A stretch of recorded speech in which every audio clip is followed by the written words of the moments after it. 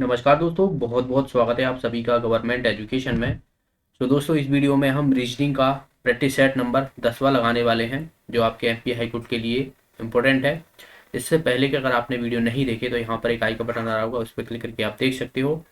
और इसमें मैंने आप यहाँ पर 11 क्वेश्चन है, तो 10 क्वेश्चन मैं सॉल्व कराऊंगा और एक क्वेश्चन लास्ट का जो है उसका आंसर आपको कमेंट बॉक्स में बताना है।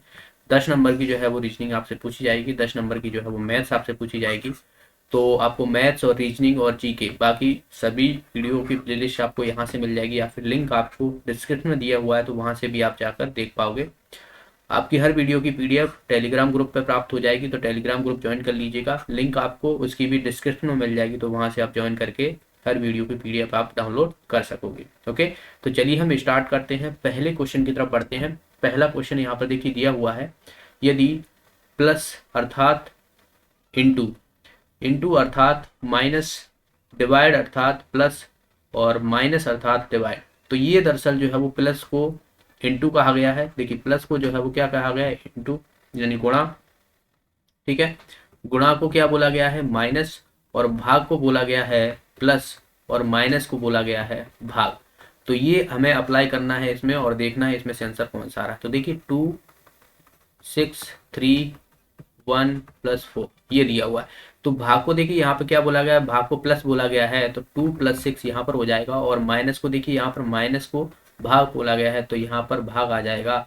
और इंटू, इंटू को देखिए माइनस बोला गया है, तो -1। और प्लस को क्या बोला गया है, प्लस को जो बोला गया है यहाँ पर ये प्लस है, दरअसल प्लस को जो है वो इंटू बोला गया है, तो यहाँ पर इंटू हो जाएगा। अब इसको हमें सॉल्व करना है। तो बॉडमॉस रूल हमेशा याद रखना है। बॉडमॉस रूल आपको कभी भी जरूरत पड़ेगी, हमेशा जरूरत पड़ती है, मैथ्स में ही नहीं आपको रीजनिंग में भी देखने को मिलती है। ठीक है, बॉडमॉस रूल। तो ब्रैकेट तो लगा नहीं है, ऑफ भी नहीं लगा, तो हम डिविजिबल वाला रूल पहले फॉलो करेंगे। तो 2 + 6/3 करेंगे, -1 और इंटू 4 है, तो यहाँ से देखिए ये 2 बार जाएगा, और यहाँ पर 2 + 2 माइनस, इसका मल्टीप्लीकेशन होगा तो 1 इंटू 4 यानी ये 4 हो जाएगा, और 4 - 4 बराबर कितना आ जाएगा, 0 आ जाएगा। तो हमारा आंसर हो जाएगा इसका डी ऑप्शन। तो आई होप ये आपको समझ में आ गया होगा, आसान सा प्रश्न था। अगले प्रश्न की तरफ हम बढ़ते हैं। नेक्स्ट है यहाँ पर देखिए, आज सोमवार है, 29 दिन के बाद कौन सा बार होगा, ये पूछा गया है। अगर हम आज सोमवार मान के चलते हैं तो 29 दिनों बाद कौन सा जो है वो दिन देखने को मिलेगा हमें। तो अगर आज सोमवार है तो 7 दिन बाद भी सोमवार रहेगा, यानी 7 दिन बाद जो है वो आपको सोमवार देखने को मिलेगा। तो 7 दिन का जो है वो सप्ताह होता है, तो 7 दिन के टर्म में जो है वो चलता है।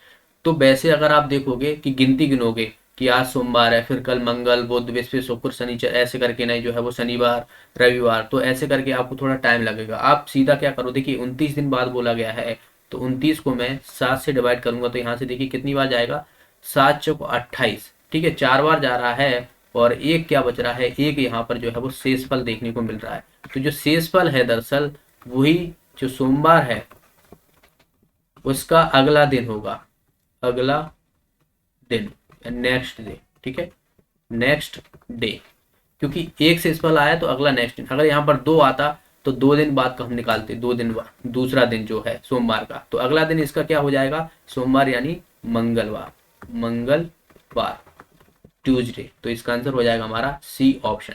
अगर यहीं पर 2 शेषफल आता तो हम क्या करते, मंगल और बुध होता, तो दूसरे दिन पर बुध आता। तो इस तरीके से हमें सॉल्व करना है। कभी भी आपसे जो है कैलेंडर के क्वेश्चन जो है पूछे जाएं तो आप याद रखना है इस तरीके से, 7 दिन का जो है वो आपको टर्म जो है लॉजिक लगाना है।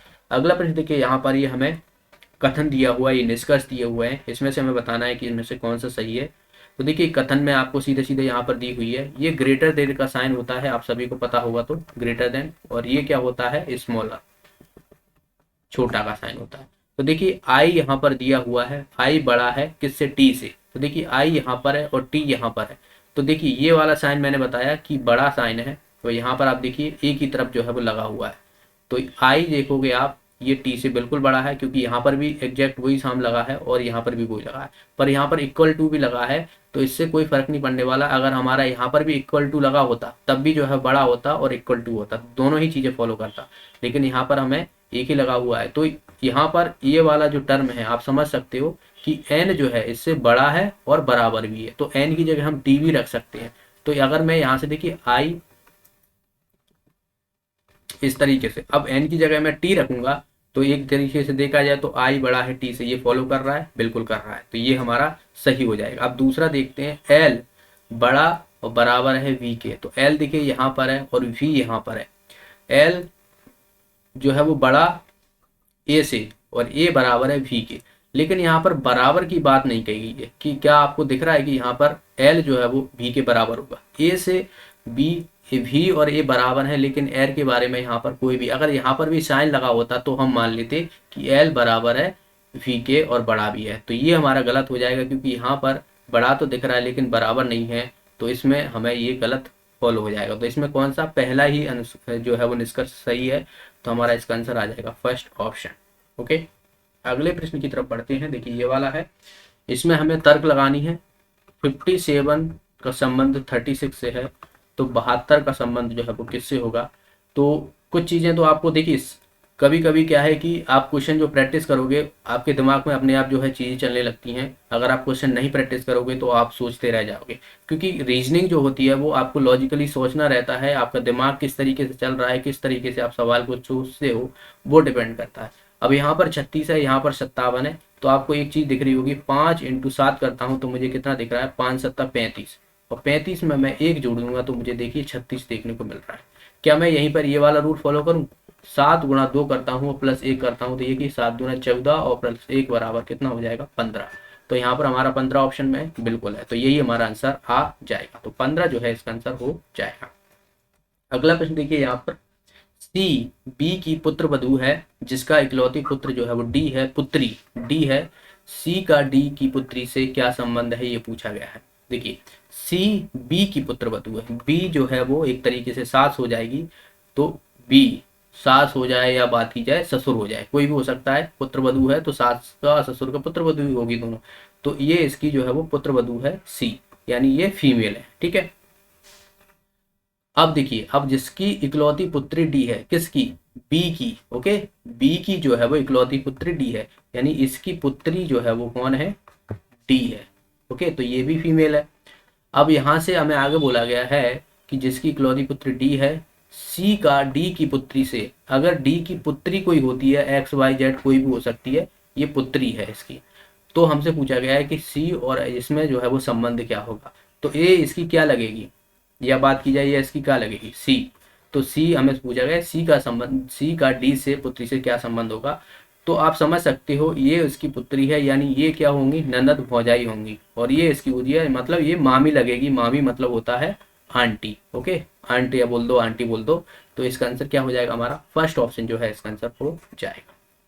अगले प्रश्न की तरफ हम बढ़ते हैं। नेक्स्ट है यहाँ पर, एक लड़की 11 किलोमीटर दक्षिण की ओर चलती है, बाईं ओर मुड़ती है, फिर वह बाईं ओर मुड़ती है और अंत में बाएं मुड़ने से पहले फिर से बाएं मुड़ती है, वह अब किस दिशा में और विमुख है, यानी उसका किस दिशा में मुख है, ओके। तो बहुत ही आसान है, डायरेक्शन से क्वेश्चन आसपास से पूछ लिए जाते हैं। तो देखिए यहाँ पर एक दक्षिण की ओर चल रही है, दक्षिण देखिए कभी भी आपको डायरेक्शन आए तो ये ईस्ट होता है, ये वेस्ट, इसे हम नॉर्थ मानते हैं, इसे हम साउथ मानते हैं, तो साउथ की तरफ चल रही है, यानी यहाँ से मैंने मान लिया और यहाँ से इस तरफ चलती है, तो ये 11 किलोमीटर है, 11 किलोमीटर चल रही है, फिर वह बायां मुड़ जाती है, यानी इसका इस तरफ मुंह है, तो बायां मतलब होता है लेफ्ट साइड, बायां लेफ्ट होता है, और राइट जो होता है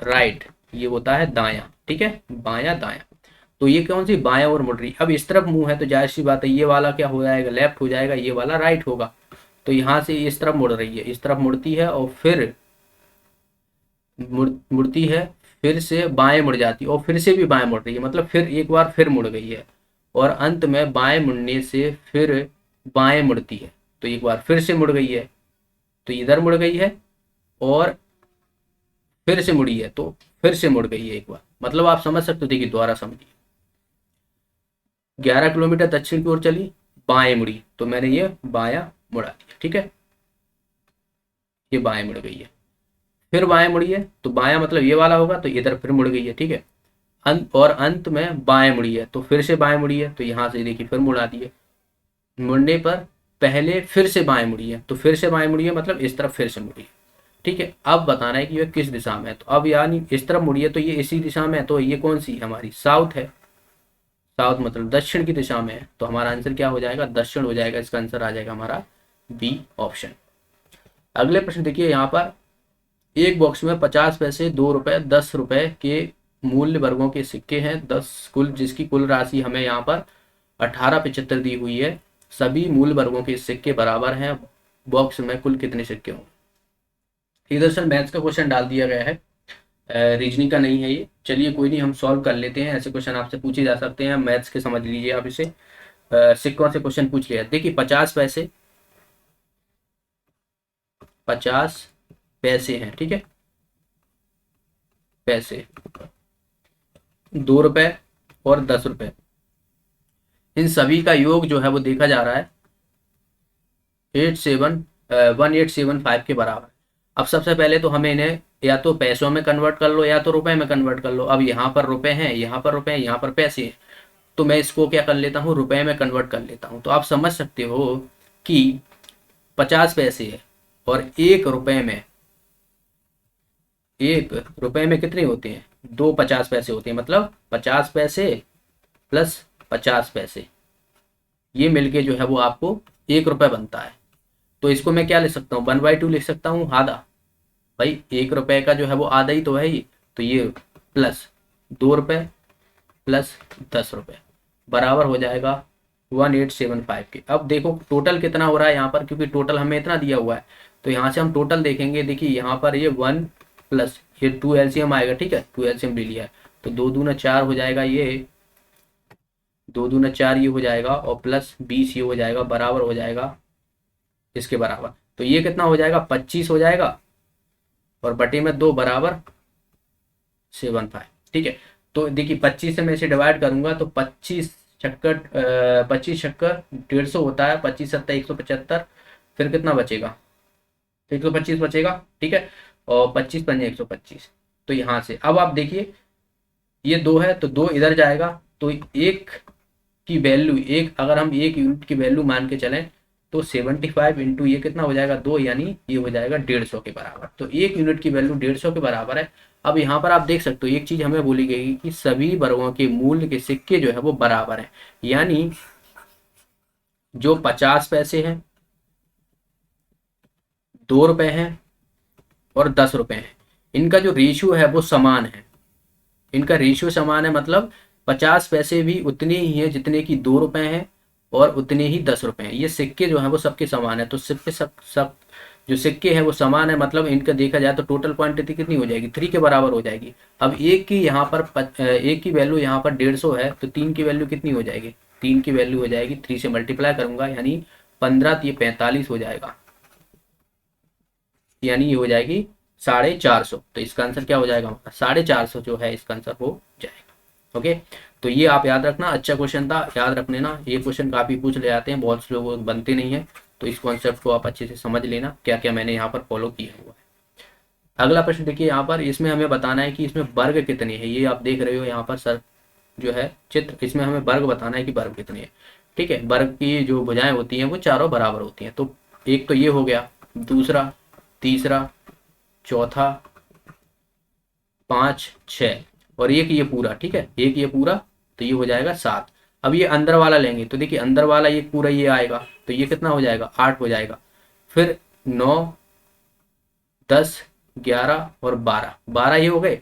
अब यहाँ से ये वाला उठा लो, एक देखिए कलर मैं चेंज कर लेता हूँ, एक ये वाला उठा लो, ये वाला, ये पूरा, ये कितना हो जाएगा 13, और एक ये वाला उठा लो, ये वाला ऊपर वाला, ये हो जाएगा 14। और कोई बन रहा है, और कोई नहीं बन रहा, ये वाला बनोगे तो ये रेक्टेंगल बन जाएगा। तो 14 जो है वो इसका आंसर आएगा, हमारा आंसर आ जाएगा इसका फर्स्ट ऑप्शन। अगला प्रश्न देखिए, यहाँ पर ये संख्या दी हुई है और हमें अगली संख्या जो है वो इसमें बताना है कि क्या होगा। 6, 13, 24, 51 और 98। तो नेक्स्ट बताना है। देखिए 6 से 13 हो रही है, 6 का 2 का मल्टीप्लाई करूंगा प्लस 1 करूंगा तो मुझे 13 देखने को मिल रहा है। 6 दूना 12, 13, ठीक है। अब यहाँ से देखिए 13 दूना 26 कर रहा हूँ तो ये तो 24 ही है। अगर मैं 13 दूना 26 करता हूँ तो ये 13 दूना 26 होता है, और इसमें 2 माइनस कर दूँ तो मुझे 24 मिलेगा, बिल्कुल मिलेगा। अब देखिए यहाँ पर 24 में 2 का मल्टीप्लाई करूँ तो 48 होता है, और यहाँ पर तो 51 है, मतलब इसमें मुझे +3 करना पड़ेगा, तो ये 51 आ जाएगा। फिर 51 में 2 का मल्टीप्लाई करूंगा। अब आपको एक चीज़ समझ में आ रही है, यहाँ पर +1 किया है, यहाँ पर -2 किया है, यहाँ पर +3 किया है, तो यहाँ पर मुझे क्या करना पड़ेगा, -4 करना पड़ेगा। तो देखिए यहाँ पर ये कितना हो जाएगा, 51 दूना होता है हमारा 102, इसमें से 4 माइनस करूंगा तो मुझे कितना मिलेगा, 98 मिलेगा कि नहीं मिलेगा, बिल्कुल। तो ये हमारा जो है वो रूल लग रहा है इसमें। तो अगली वाली क्या हो जाएगी, 98 में 2 का मल्टीप्लाई करूंगा और प्लस कितना करना पड़ेगा, 5, क्योंकि plus minus plus minus plus इस तरीके से चल रहा है, 1 2 3 4 5 ऐसे। तो यहाँ से देखिए 98 इंटू 2 + 5 करता हूँ, तो ये 8 दूना 16 हासिल लगा 1, 9 दूना 18, 1 19, और +5 करूंगा तो ये हो जाएगा 201। हमारा आंसर आ जाएगा इसका 201। तो 201 जो है यहाँ पर आने वाला है, तो ये हमारा आंसर हो जाएगा। अगला प्रश्न देखिए, इसमें हमें बताना है कि एक सीट को मोड़कर यहाँ पर घन बनाया जाता है, और सी को दर्शाने वाले फलक के विपरीत, यानी सी का हमें विपरीत बताना है कि इसमें से विपरीत कौन सा होगा।